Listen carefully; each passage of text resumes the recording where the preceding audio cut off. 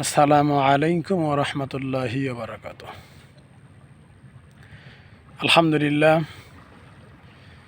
আলহামদুলিল্লাহি নাহমাদুহু ওয়া নুসাল্লি আলা রাসূলিহিল কারীম, আম্মা বাদ। প্রথমেই সমস্ত প্রশংসা সেই মহান আল্লাহ পাক রব্বুল আলামিনের দরবারে, যিনি আমাদেরকে সুস্থ রেখেছেন। সকলে বলি আলহামদুলিল্লাহ।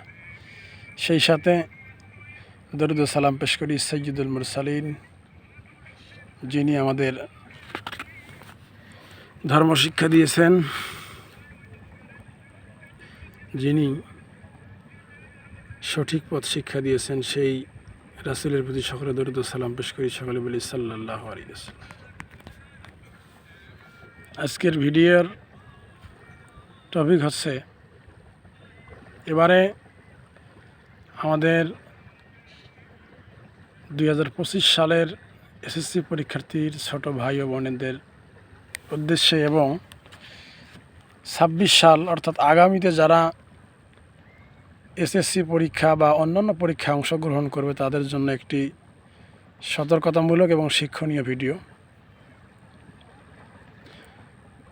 তো বন্ধুরা, আপনারা সকলে জানেন এবারে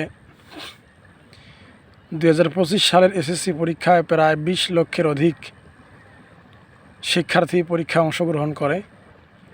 তার মধ্যে প্রায় 6,660,000 জন শিক্ষার্থী পরীক্ষায় অকৃতকার্য হয়।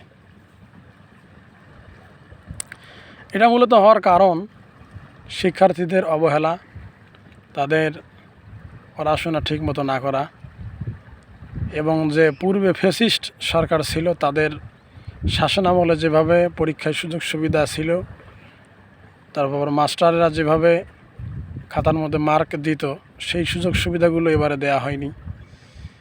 এটা অবশ্য একদিক দিয়ে যদিও অনেক স্টুডেন্টের জন্য খুবই দুঃখজনক ব্যাপার, আবার অনেকের জন্য এটা ভালো হয়েছে। শুধু পরীক্ষা দিয়ে সার্টিফিকেট অর্জন করার নামই শিক্ষা নয়,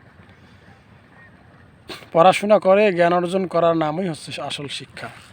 আপনি যদি সঠিক পড়াশোনা করেন তাহলে আপনি অবশ্যই জ্ঞানের অধিকারীও হবেন এবং পাশাপাশি আপনার একটা ভালো সার্টিফিকেটও পাওয়া যাবে।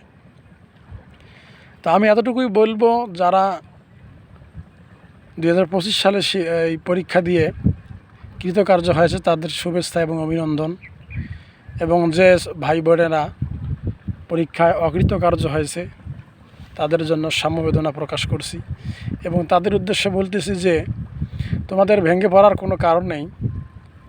যদি তোমরা একটা বছর হয়তো পিছিয়ে গেলে, কিন্তু এটা একটা শিক্ষা। জীবনে এই এতটুকু শিক্ষা যদি মনে রাখতে পারো, জীবনের আরও কত ক্ষেত্র রয়েছে, সেই জীবনে এই শিক্ষাটাকে মনে রাখলেই বুঝতে পারবে যে কোনো জিনিসকে অবহেলা করতে নেই এবং কোনোটাকে ছোট করে দেখতে নেই। আগামীতে ভালো ফলাফল করো, সেই আশাটুকুই ব্যক্ত করছি।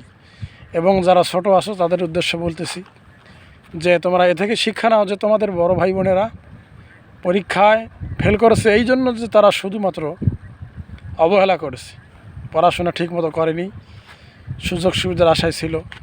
তাদের উদ্দেশ্য বলবো যে তোমরা নিজেদের কনফিডেন্ট বাড়াও এবং ভালো পড়াশোনা করো, নিজের ভবিষ্যৎ উজ্জ্বল করার জন্য অদম্য পথে এগিয়ে চলো।